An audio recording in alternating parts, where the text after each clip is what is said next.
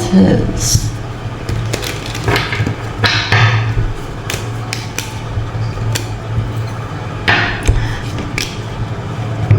Side of Cups in reverse and Queen of Swords. Parang galit ka. You're not contented. You're not happy. You're not satisfied. And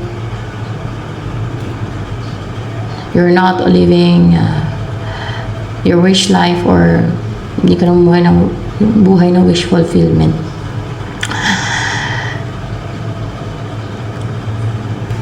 For clarification with this Queen of Swords, you're logical mag-isip, sharp and clear. Let's see. Galit ka nga. Diba? Tama yan. Kanina. Hindi sa logical ka mag-isip, kundi galit ka. Galit ka kasi may mga na-unite sa'yo, may mga natusok sa'yo. O may nang-traitor sa'yo, or else may tumama sa'yo ng mga arrows kasi nag-fail or hindi nagtagumpay yung iyong ginagawang manifestation or witchcraft.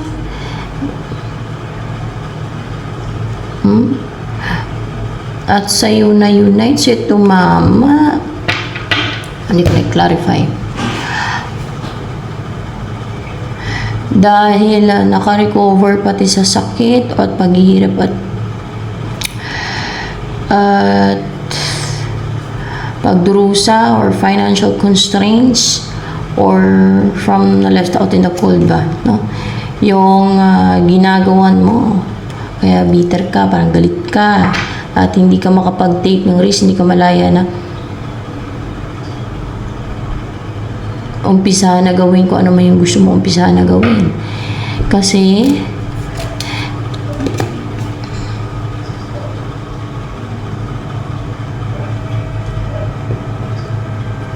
more clarification with the Six of Pentacles, kasi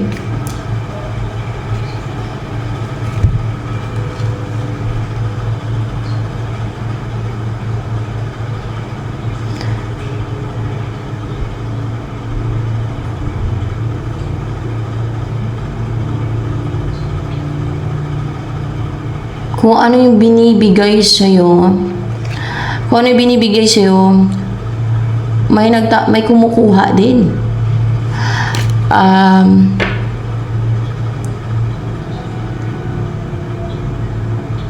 More clarification with this Seven of Swords.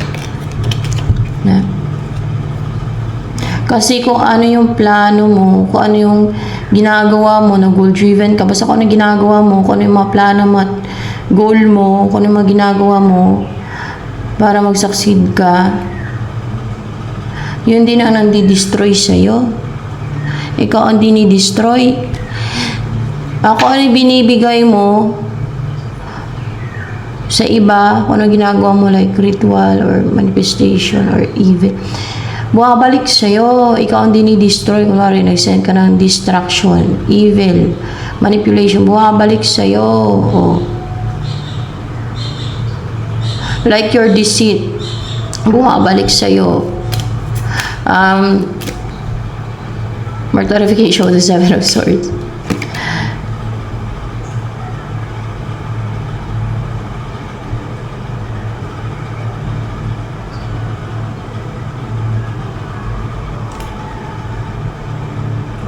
At kung merong binibigay sa'yo, ang hinihilingan mo, sa'yo may hinihilingan, may kumukuha, may nagtatanggal din sa'yo, o may kumukuha sa'yo, o hindi mo na-receive, kahit na-receive mo, kinukuha sa'yo, ganun. Or else ay kung binibigay mo, natatanggal din sa kanya, tapos bumabalik sa'yo. Bumabalik sa'yo, mga gano'n. Tapos sa'yo tumatama, ikaw nasasaktan, ikaw nadi-destroy. O tapos, hindi nabuo sa kanya, hindi sa kanya na-unite, kundi sa'yo na-unite. Yun ang lumalabas dito. Pero, ito ay collective. So, hindi ibig sabihin na lahat ng nanonood ay kanila ng energy ito, no? may iilan sa inyo or may isa sa inyo na ito yung energy niya. Sa kanya yung nakuhang energy. Sa kanya kinuha na energy ngayon. Or sa kanila. Ilan ba to sila? Madami ba to ngayon yung makaresonate dito? Madami pala. Madami daw makaresonate dito. Hindi lang pala isa. Ayan ang kinuha na energy. Ngayon, nang guide sa akin. Madami daw. At, ano ba ito? Masipag ito mag-ritual. Ito nakuha ng energy dito. Oh, masisipag at napaka-impulsive, napaka-courageous mag-ritual. Oh. Napaka-driven mag-ritual. Oh. Pero sinususulan pa ng mga fallen angel yan. Sige, ritualan mo, ganyan. Kaso lang, sa kabilang buhay, impyerno na. Kasi ang hatol ng God sa Bible, ang mga nagpa-practice ng witchcraft, o sorcery, ay itatapon ko sa lake of fire na may sulfur ang kaluluwa nila, sabi ng God. Yun ang warning ng God eh. Pero sa kabila ng warning ng God, sige pa rin sila ka-ritual, hindi wala sila natakot. So, yun at yun din talaga ang marirep nila. Hindi lang marirep yun at yun ang pupuntahan nila. Kung ano yung sinabi ng God na paglalagyan sa kanila ng God. Ito, mga nag-ritual na to. Sipag yung mag-ritual yun.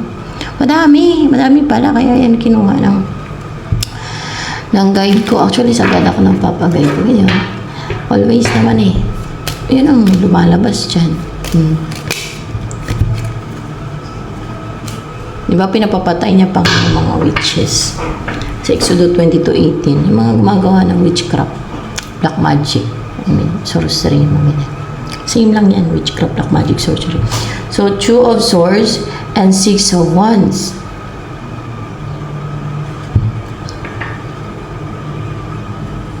Kasi ang gusto nila, ay, sa reading na pala to.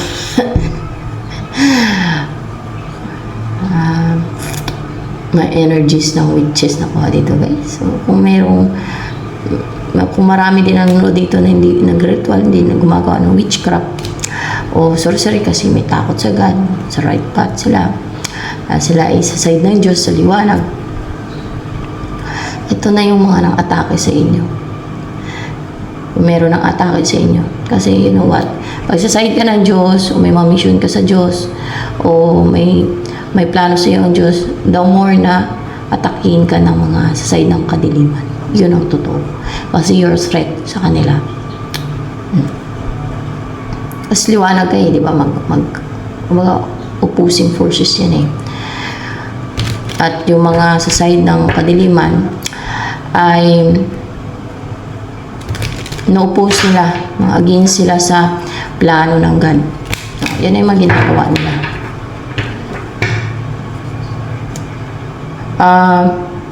Maliban pa sa mga evil entities, mga fallen angels na sumusulsul dyan sa kanila, na atake sa mga sa side ng liwanag o sa side ng God o sa side ng Diyos. Hindi nyo masasabi na sa side sila ng Diyos kasi demonic ang ginagawa nila. Pinapapatay nga sila ng God eh. Itong mga naridingan na ito, nakuha ng energy dito. Na-stuck daw, na-stuck. Parang clouded yung isipan. Itong mga naridingan na ito, kinuha ng energy. Na-stuck ang isip ninyo. Mga naridingan dito, nakuha ng energy. Madami daw kayo eh. Siguro palagi kayo nanonood dito kaya kinuhaan kayo ng energy. Pero marami naman siguro hindi gumagawa ng witchcraft at may mga nagko-comment. Ay, hindi kami gumagawa niyan. Diba?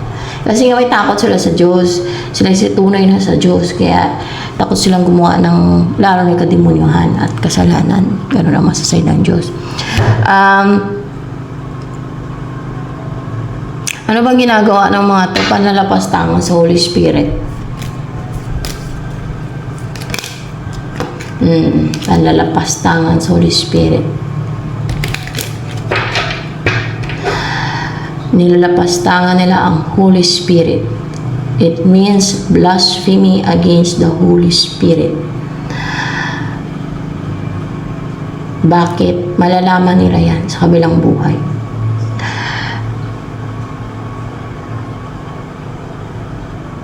Magulat na lang sila na blasphemy against the Holy Spirit lang ginagawa nila. Or, actually, akala nila ritual, no? Kasi, yung sinabi na nga sa kanila, ang totoo ay nila maniwala kasi hindi na matanggap kung ano yung manarinig nilang katotohanan. Doon sila maniwala sa devil, sa fallen angels. Yun pala yung pinapahamak na kaluluwa nila. Nakakommit na sila ng crime against the Holy Spirit. Nakakagawa na sila ng ikaka-impyerno ng kaluluwa nila forever. Yung ginagawa nila pala ay unforgivable sin. Kasi blasphemy against the Holy Spirit is unforgivable sin. Oh. Akala nila, tuwang-tuwa sila sa ginagawa nila. Hindi naman. Pero gusto nila mag-challenge. Gusto nila mag-challenge. See? Yun pala kay blasphemy against the Holy Spirit na ang ginagawa ng mga ay nako. Ano, yung mga namatay na ganyan ginagawa, doon nila nalaman na blasphemy against Holy Spirit ang parang ginagawa nila. Hindi ko sinasabi na lahat na nagre-ritual at gumagawa ng witchcraft ay blasphemy na against Holy Spirit ang ginagawa nila. May inaatake itong mga to na holy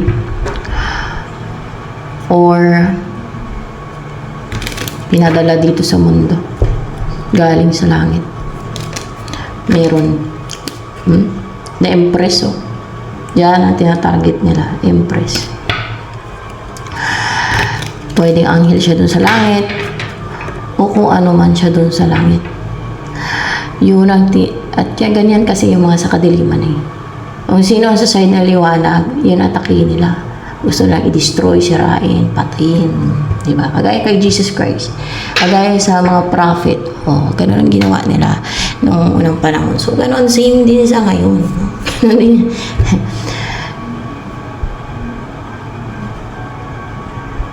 Nagka-clouded sa isipan ninyo. So, nakuha ng reading na tayo mag-focus. Nagka-clouded sa isipan ninyo na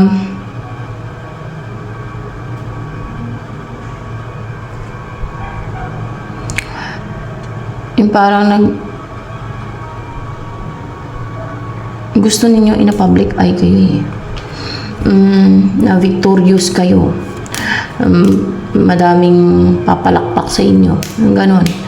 Yung pero nagka-clouded sa isipan niyo yan. Kumbaga, ano yan, illusion sa isipan ninyo, no? Sino nagpa-clouded yan sa isipan ninyo? Kayo lang din? Hindi. Devil? Devil. Kaya gumagawa kayo ng mga ganyan para mangyari in reality yung illusion ninyo. Through sa pandaraya, no? Through sa witchcraft na gusto ninyong sumikat. Gusto ninyong sumikat. Pwede naman kayo magsikap para sumikat, mag-audition. Gusto niyo sumikat. Gagawa pa kayo ng at ang ginawa niyo pa, blasphemy against the Holy Spirit. Gusto niyo sumikat. So yan ang lumalabas yan. Gusto niyo sumikat because you're ambitious. And walang masama sa pagiging ambitious, pero tingnan niyo yung ginagawa niyo. Dahil sa too much ambition, no? And too much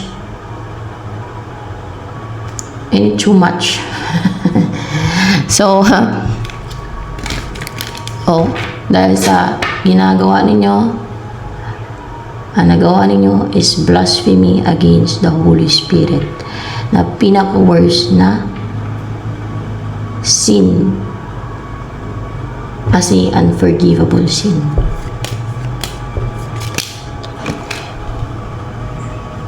Kilala niyo ba kung sino ginagawa niya? Natural.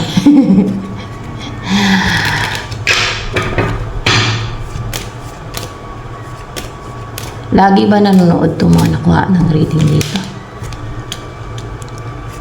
Hindi.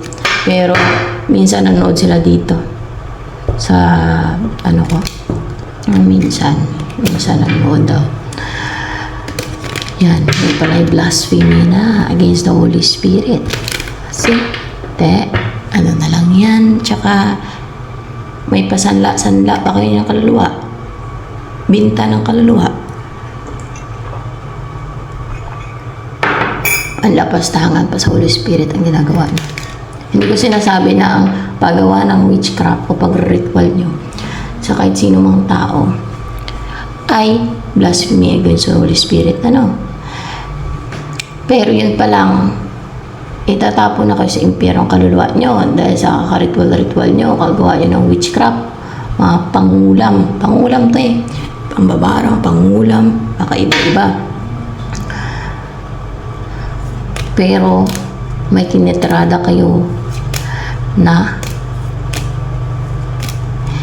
hindi tao ang origin niyan, na tinitrada nyo, and ang kasalanan nyo, blasphemy against the Holy Spirit, dahil tinatarget, ginagawa nyo siya ng witchcraft, black magic, sorcery. Kaya gusto nyo mag-challenge. Gusto nyo mag-challenge. Nagtulungan naman kayo. Di ba? Madami ba yan sila? Libo-libo sila nagtulungan. Libo-libo kayo nagtulungan.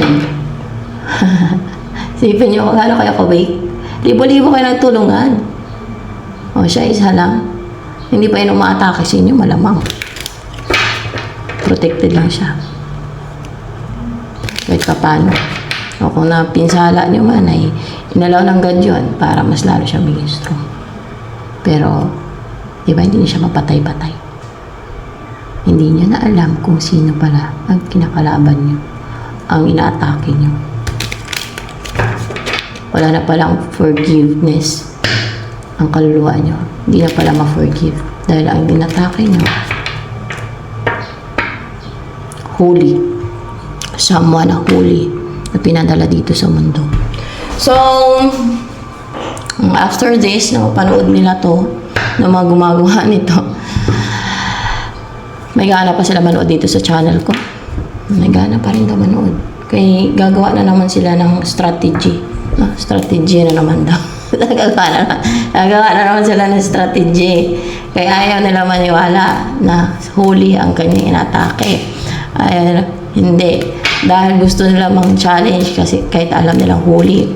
Kasi gusto pa nila mang-atake o daw. Kahit alam nilang holy ang inatake nila. Kahit alam ninyo, kasi kayo nga naridingan eh, gumagawa ng mga ritual eh, witchcraft eh, black magic eh, mamang kukulam. Kahit alam ninyo na holy ang inatake ninyo, gagawa na naman kayo ng strategy. Paano ninyo ma-piste, ma-harm. Pero babalik lang din sa inyo yan. Kasi, madami na natutunan yan. Madami nang nadiskubrihan na makakayanan niya yan. Na makaya niyang gawin yan. And God is watching over that. Holy. Holy. God is but holy. Galing sa langit nga eh. Yeah, holy. Holy. Kahit alam niyo holy. Sabi niyo, bakit holy ba yan? Bakit kasalanan din naman yan eh. Eh, kayo pa marunong sa God. Ba't tingin ninyo, ginagawa ninyo, holy, baliktaran. Baliktaran. Gusto niyo manghina siya, mag-emotional. Gusto niyo yung mag-overpower sa kanya, lituhin siya. Gusto niyo nga, maging malambot siya. Maging empathetic sa inyo. Gusto maging empathetic sa inyo. Hindi naman siya magparusa sa inyo eh. Ano na yan, na-set na yan sa rules ng God, naka-set na yan, nasa Bible yan. Once the Holy Spirit ang ginawa ninyo ng blasphemy, panglapastangan ay unforgivable sin yan. Automatic, impyerno talagang inyong kaluluwa babagsak. Automatic sa impyerno kayo mapupunta. At ang ginagawa pa ninyo, witchcraft, no? Kahit na patawarin kayo ng Holy Spirit, kasi God is different from Holy Spirit eh. Trinity yan sila. They are one kasi they are united. Kaya kay Jesus Christ, di ba nung tao si Jesus Christ, nanalangin pa siya sa Ama niya sa langit? Paano naging isa sila? They are one kasi they are united. Isa lang sila kasi they are like a family. They are united as one. Pero magkaiba yung Ama, Holy Spirit, sa Son. Parang isang pamilya ba? Ganon. Isang pamilya. Ganon. At magkaisa. They are one. You know what? Yung Holy Spirit, hindi lang yan parang ibon. No? Hindi lang yan parang ibon. Yan ay kinreate din ng God yan. Yan ang kasama ng God. Yan ang unang kinreate ng God. Yan ang kasama ng God bago pa niya yan ang alongside God, no? Before He created everything, yun ang naunang kinreate niya. Kaya once na gumawa ang kahit na siya man ng blasphemy against the Holy Spirit is unforgivable sin. Unforgivable, hindi sila ma-forgive ng God kasi Holy Spirit na yan eh.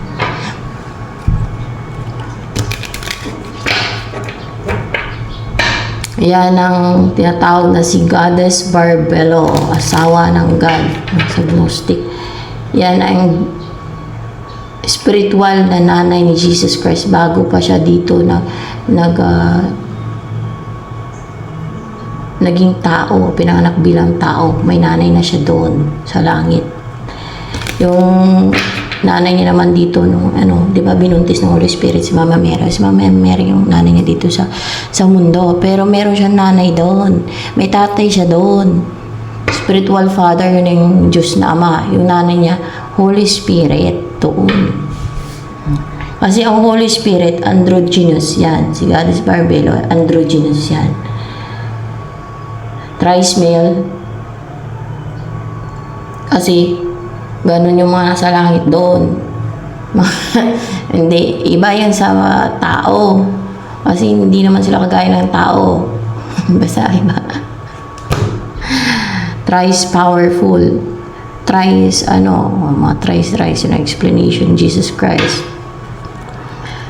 Androgynous.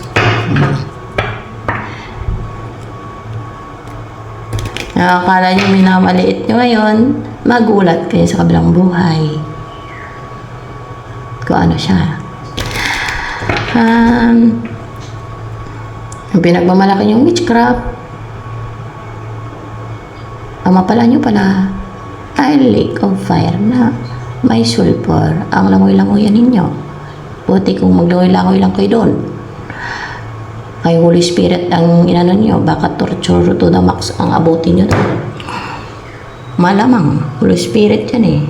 At hindi lang blasphemy yan, ginagawa ninyo.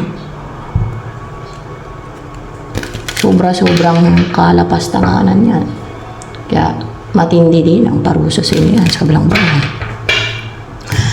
Hindi yung pananakot. Basahin nyo sa Bible. Basahin nyo sa Bible kung ano yung warning ng kahit ni Jesus Christ.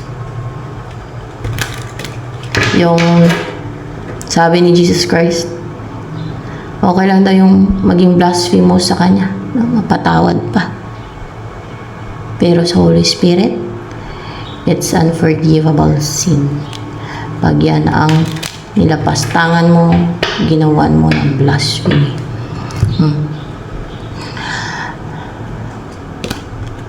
ng kahit na sino man. Siyempre, asawa ng God yun eh. Yun ang akala ng maraming tao lang asawa ang God. May asawa ang God. Spirit din. Holy Spirit. Kasi hindi naman yung sila kagaya ng tao. Kaya may anak eh. May son eh. Diba? Yun si Jesus Christ. Bago pa yan naging tao si Jesus Christ, nandun na yun sa langit. Nakaupo na yun sa trono. Bilang Son of God.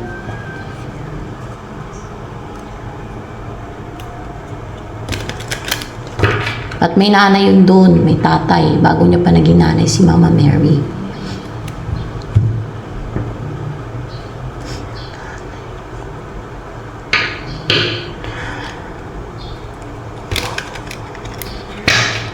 Basa-basa din pag may time, para dumami at tumawak ang inyong knowledge. Hindi na, ano yung marinig niya sa kung kapwa niya mangkukulam, yun lang yung paniniwalaan ninyo. Puro lies and deception, basta sa side ng evil. Lies and deception, puro manipulation. Kasi nung yan, gawa-gawa ng kwento. Ganyan ang mga sa side ng evil, may gumawa ng kwento. Hindi man na nahiya kahit sa sarili. Oy,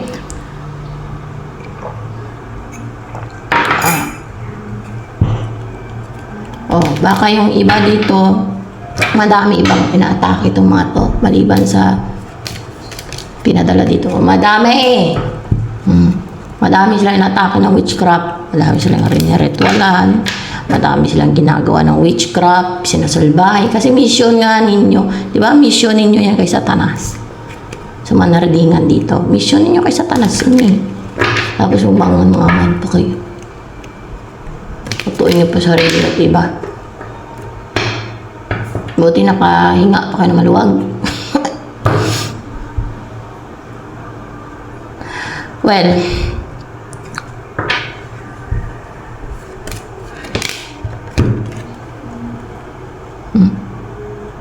kita niya to. Holy Spirit. Sounds na holy ang inyong ina-atake. Ninervyusin kayo niyan. Hindi mapanatag ang kalooban niyo.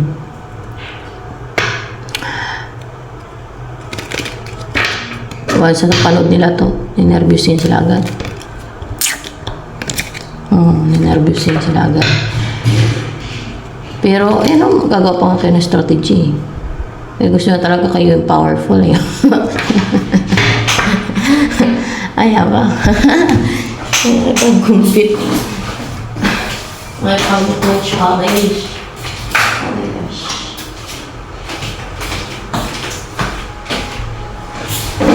Baka may mga disorder kayo ba? Kasi gusto nyo ng power and control. At yan ang ginagamit nyo, witchcraft na kademonyohan. Narcissistic.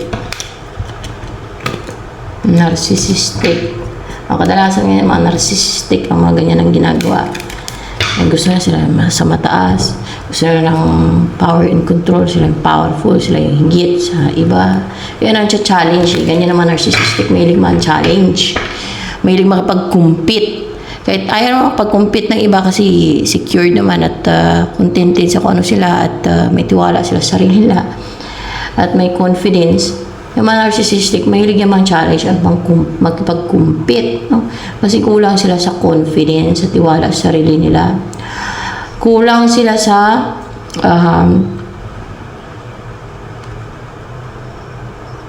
yung contentment sa sarili na kung ano sila. Gusto na yung masigit sila kahit kanino. Diba?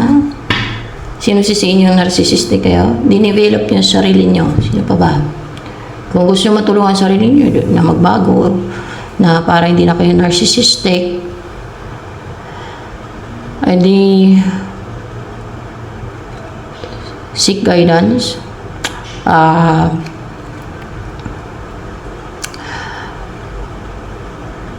Para tahimik yung buhay ninyo.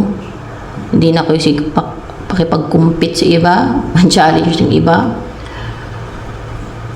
Para tunay may confidence na kayo at hindi through sa pang-challenge at pakipag-compete sa iba na parang tinataas ninyo yung confidence ninyo. Parang bumibilib ko sa sarili nyo. Ganun ba? Meron niyang mga psychologist, doon kayo magtanong, matulungan kayo na mahil kayo. May therapy yan sa mga narcissistic. Yung mga narcissistic, kung basahin niyo yan, they're very mataas yung tingin nila sa sarili nila. Binababa nila yung iba para taas nila yung sarili nila. Yan yung mga narcissistic, at hindi yan sila nagsusuri, hindi nangingi ng pasensya.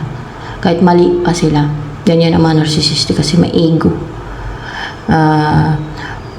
Masyadong malaki yung ego. Mayabang. Mapagmataas nga eh. Kaya hindi nila magawa na manghingi ng pasensya. Hindi nila inaamin yung pagkakamali nila. Hindi sila nagsusuri. Hindi nila ina-admit yung pagkakamali nila. So, ganyan kayo. Kasi narcissistic kayo eh. Naman ako ng energy dito. Sa iba na, hindi naman kayo nag-ritual. Wala kayong ginagawa ng witchcraft. Hindi ito yung energy na yung nakuha dito ngayon ng guide ko. Pero madami daw ito na nakuha ng energy na dito. Madami daw makaresonate dito. Hindi lahat ng viewers ha. Madami daw. And worse dito, gumagawa ng witchcraft. Itong mga to, nakuha ng energy. Black magic. Demonic na, hindi lang basta kasalanan. Kadimonyohan na.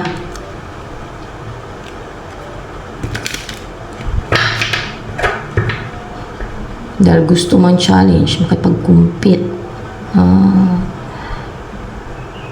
Gusto namang challenge, gamitan na ng pandaraya, witchcraft, demonic. Kahit hindi na naman na nakipag-challenge sa kanila yung iba. Ganun sila.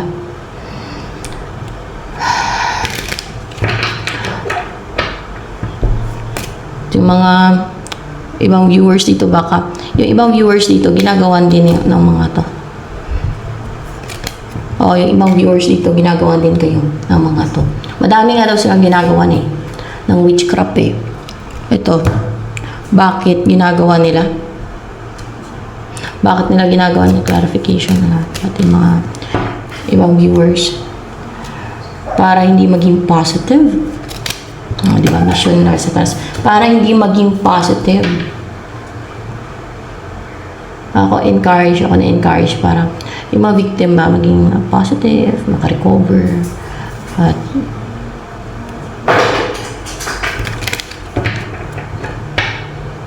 mag-heal, tapos sila, ganun ang gagawin nila, witchcraft.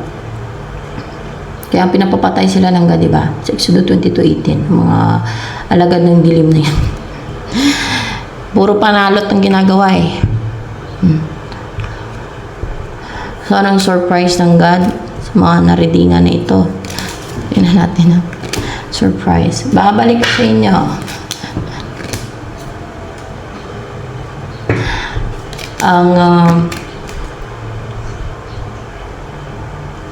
Ano yung babalik sa inyo?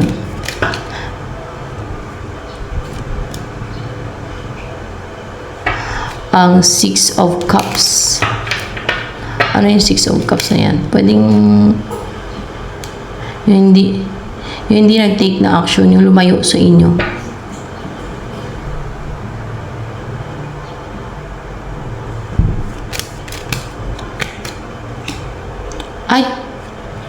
Atake. Yung atake palang babalik sa inyo. Yung atake nyo, babalik sa inyo. Yun ang surprise ng God. Balik sa inyo. Mga atake nyo, babalik ng God sa inyo. Yung mga inatake niya. Di ba? May mga inatake kayo. Madami. Hindi lang isa. Babalik ng God sa inyo yun. At sa inyo na manatili. Makip nyo na yan. Hindi na yan matanggal sa inyo. Tama ba? Upright ba to? Hindi na matanggal. Hindi na matanggal sa inyo na yun makip kahit anong kalas niya, no? Hindi na yan. Kasi God na yan magbabalik yan sa inyo. Tapos, kung ano yung